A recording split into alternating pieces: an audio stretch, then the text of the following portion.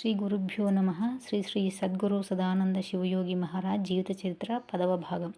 హనుమంతప్ప దీక్ష తీసుకున్న తర్వాత ధ్యాన సాధన ప్రారంభించారు. ఇంటికి చేరిన తెల్లవారి నుండి అమ్మగారి ఆనతి ప్రకారం ఆధ్యాత్మిక సాధన ప్రారంభించారు.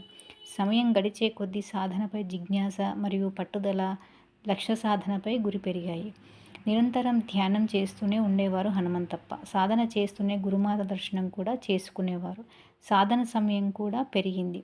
రోజుకు సుమారు 5 నుండి 6 గంటల సాధన, ధ్యానం చేస్తూ ఉండేవారు. ఒకరోజు హనుమంతప్పకి యోగి దర్శనం చేసుకోవాలని దృఢమైన నిశ్చయం తీసుకున్నారు. యోగి వైభవం తెలుసుకోవాలని, ఎంత దూరమైనా ఎంత ప్రయాసపడైనా సరే యోగిని దర్శనం చేసుకోవాలని గట్టిగా నిర్ణయించుకున్నారు. యోగి దర్శనం కోసం ఒంటరిగా ప్రయాణం ప్రారంభించారు హనుమంతప్ప. కాలినడకతో తన గ్రామమైన రాజగిరి నుండి తన ప్రయాణాన్ని ప్రారంభించారు. సద్గురు సదానంద శివయోగి మహారాజ్కి